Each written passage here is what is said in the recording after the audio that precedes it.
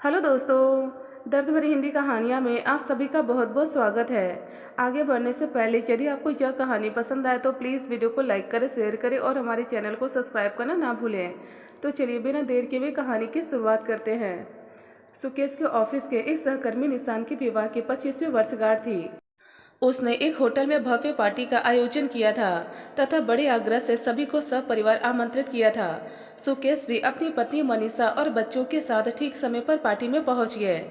सुकेश और मनीषा ने मेजबान दंपति को बधाई और उपहार दिया।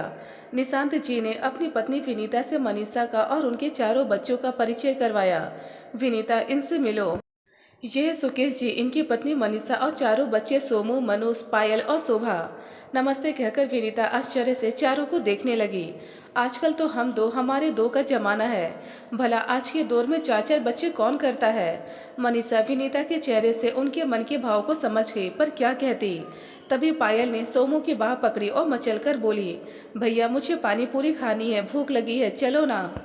नहीं भैया, कुछ और खाते हैं। यह चटोरी तो हमेशा पहले पानी पूरी खिलाने ही ले जाती है। वहाँ दही बड़े का स्टॉल है, पहले उधर चलो। शोभा और मनु ने जिद की, भाई पहले तो वहीं चला जाएगा जहाँ हमारी गुड़िया रानी कह रही है, उसके बाद ही किसी दूसरे स्टॉल पर चलेंगे। कहकर सोमू पायल का हाथ थामकर पानी पूरी के स्टॉल की तरफ बढ़ गया। मनु और शोभा भी पीछे पीछे बढ़ गए। यह अच्छा है, छोटी होने के कारण हमेशा इसी के हिसाब से चलते हैं भैया। मनु ने कहा तो शोभा मुस्कुरा दी। चाहे ऊपर से कुछ भी कह ले, पर अंदर से सभी पायल को बेहद प्यार करते थे और सोमू की बहुत इज्जत करते थे। क्यों ना हो, वह चारों में सबसे बड़ा जो था। चारों जहाँ भी जाते एक साथ जाते। मजाल है कि शोभा या मनु अपनी मर्जी से अलग कहीं चले जाएं। थोड़ी देर में चारों अलग अलग स्टोर पर जाकर खाने पीने की चीज़ों का आनंद लेने लगे और मस्ती करने लगे। सुकेश और मनीषा भी अपनी अपनी परिचितों से बातें करने लगे। किसी काम से मनीषा महिलाओं के एक समूह के पास से गुजरी तो उसके कानों में विनीता की आवाज़ सुनाई दी।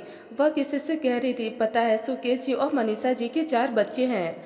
मुझे तो जानकर बड़ा आश्चर्य हुआ।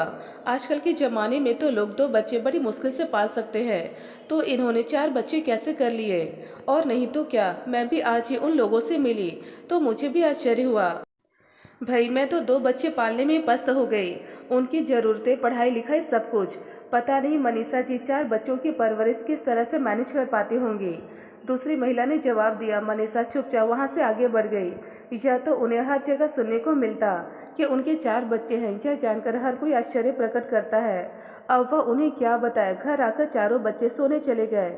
सुकेश भी जल्दी ही नींद के आगोश में समा गए, मगर मनीषा की आंखों में नींद नहीं थी। वह तो 6 साल पहले के उस दिन को याद कर रही थी जब मनीषा के लिए सुकेश का रिश्ता आया था। हाँ, 6 साल ही तो हुए हैं मनीषा और सुकेश की शादी को। 6 साल पहले वह दौर कितना कठिन था। मनीषा को बड़ी घबराहट हो रही थी। पिछले कई दिनों से वह अपने निर्णय को लेकर असमंजस की स्थिति में जी रही थी।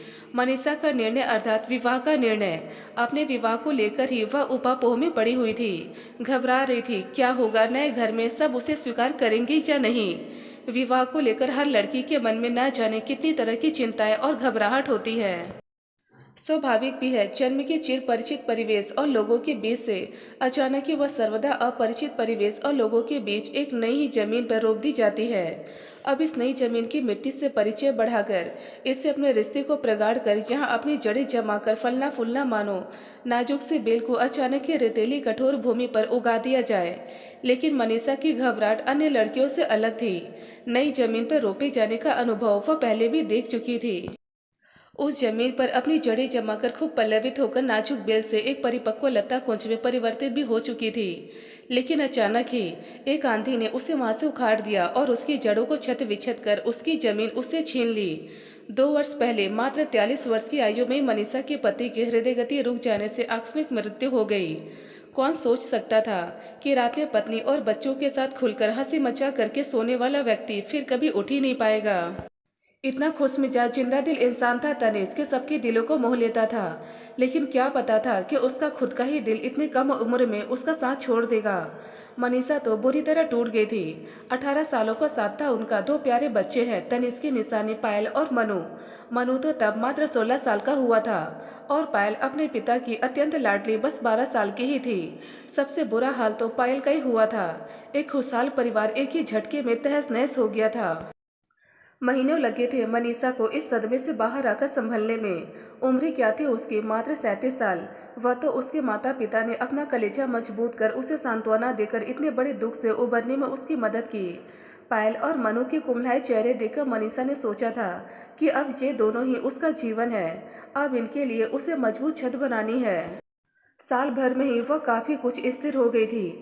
जीवन आगे बढ़ रहा था। मनु मेडिकल प्रवेश परीक्षा की तैयारी कर रहा था। पायल भी पढ़ने में तेज थी, स्कूल में अव्वल आती। लेकिन मनीषा की सोनी मांग और माथा देखकर उसकी माँ के कलेजे में मरोड़ उठती। इतना लंबा जीवन अकेले वह कैसे काट पाएगी। अकेली कहाँ हूँ माँ, आप दोनों हो, बच्चे हैं। मनीषा जवाब देती, हम कहाँ सारी उम्र तुम्हारा साथ दे पाएंगे बेटा। बेटी शादी करके अपने घर चली जाएगी और मनु पढ़ाई और फिर नौकरी के सिलसिले में ना जाने कौन से शहर में रहेगा। फिर उसकी भी अपनी दुनिया बस जाएगी। तब तुम्हें किसी के साथ की सबसे ज़्यादा ज़रूरत पड़ेगी। यह बात तो मैं अपने अनुभव से कह रही हूँ। अपने निजी सुख दुख बांटने समझने वाला एक हम उम्र साथी तो सबको चाहिए होता है बेटी। माँ उदास आवाज में कहती।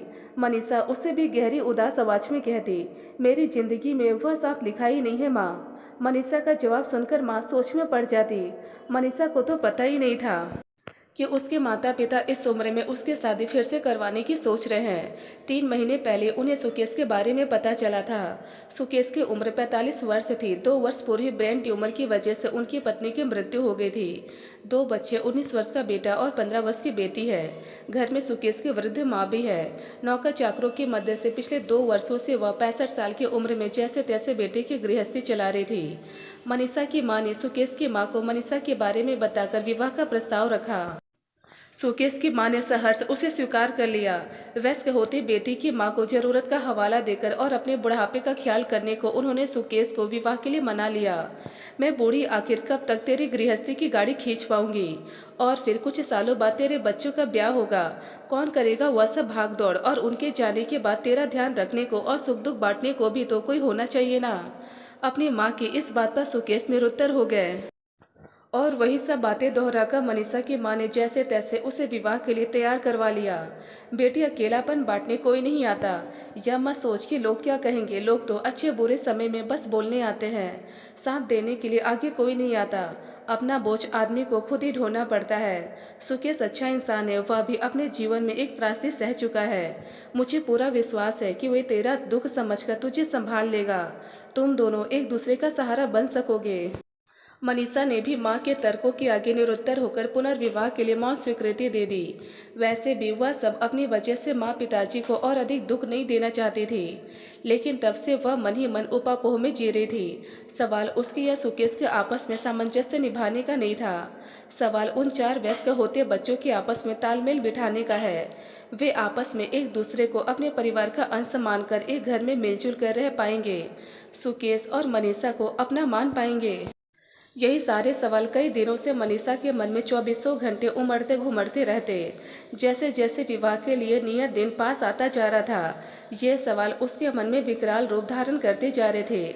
मनीषा अभी इन सवालों में उलझी बैठी थी कि माँ ने उसके कमरे में आकर सुकेश की माँ के आने की खबर दी। मनीषा पलंग से उठकर बाहर जाने के लिए खड़ी हुई थी कि सुकेश की माँ स्वयं ही उसके कमरे में चली आई। उनके साथ 14-15 साल की एक प्यारी सी लड़की भी थी। मनीषा को समझते देर नहीं लगी कि यह सुकेश की बेटी शोभा है। मनीषा ने उठकर सुकेश की मां को प्रणाम किया। उन्होंने प्यार से उसके सिर पर हाथ फेरा और कहा, मैं समझती हूँ मनीषा बेटा, इस समय तुम्हारी मनोस्थिति कैसी होगी। मन में अनेक सवाल घुमड़ रहे होंगे, स्वाभाविक भी है। मैं बस इतना ही कहना चाहूँगी कि अपने मन से सारे संशय दूर करके नए विश्वास और पूर्ण सहजता से नए जीवन में प्रवेश करो।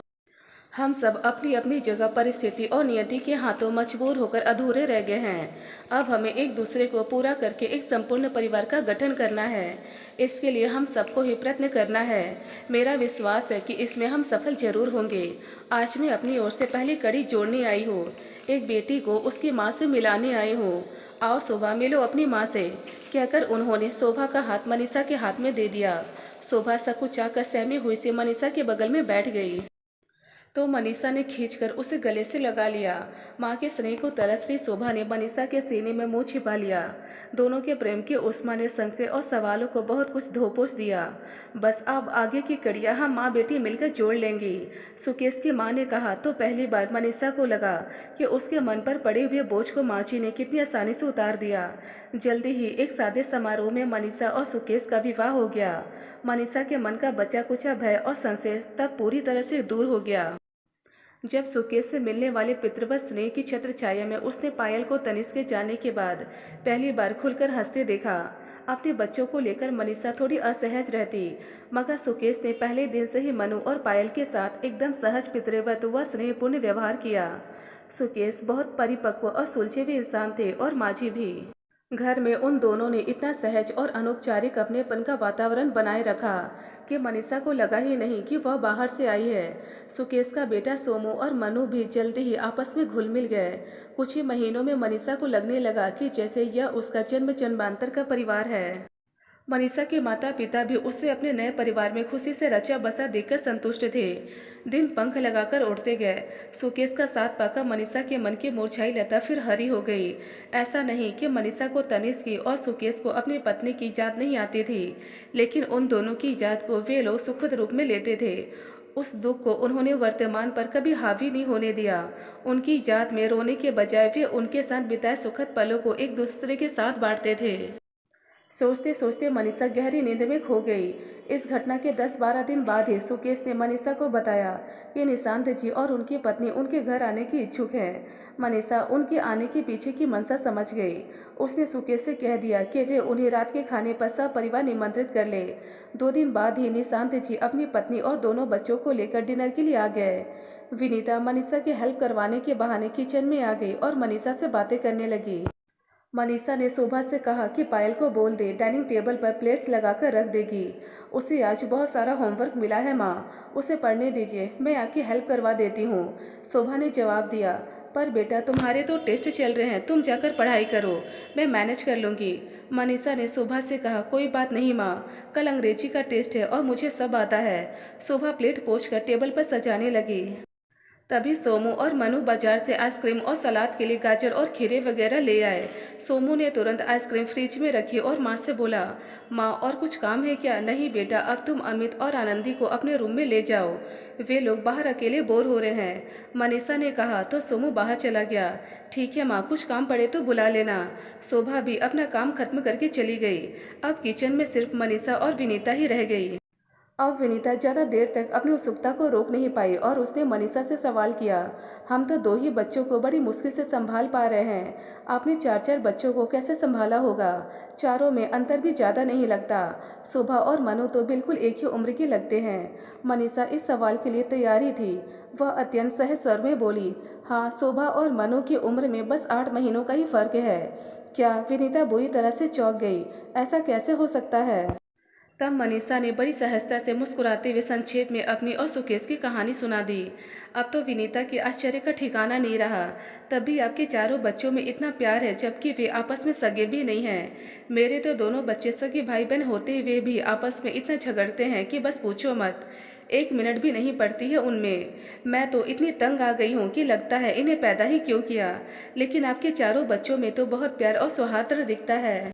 चारों आपस में एक दूसरे पर और आप पर तो मानो जान छिड़कते हैं, विनीता बोली। तभी सुकेश की माँ किचन में आई और विनीता से बोली, बात सगे सौतेली की नहीं, प्यार होता आपसे सामंजस्य से। दरअसल हम सब अपने जीवन में कुछ अपनों को खोने का दर्द झेल चुके हैं, इसलिए हम सभी अपनों की कीमत समझते हैं। इस दर्द और समझ ने ही मेरे परिवार को प्यार से एक साथ बांध रखा है। चारों बच्चे अपनी माँ या पिता को खोने के बाद अकेलेपन का दंश झेल चुके थे, इसलिए जब चारों मिले तो उन्होंने जाना कि घर में जितने ज़्यादा भाई बहन हो उतना ही मज़ा आता है। यही राज है हमारे परिवार की खुशियों का। हम दिल से मानते हैं कि सबको साथ चाहिए।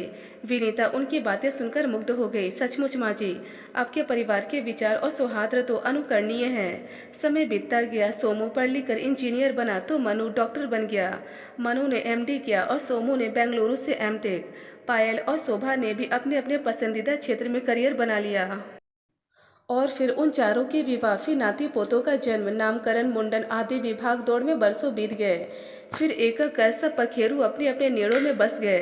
सोमू और पायल दोनों इंग्लैंड चले गए, जहां दोनों भाई बहन पास पास ही रहते थे।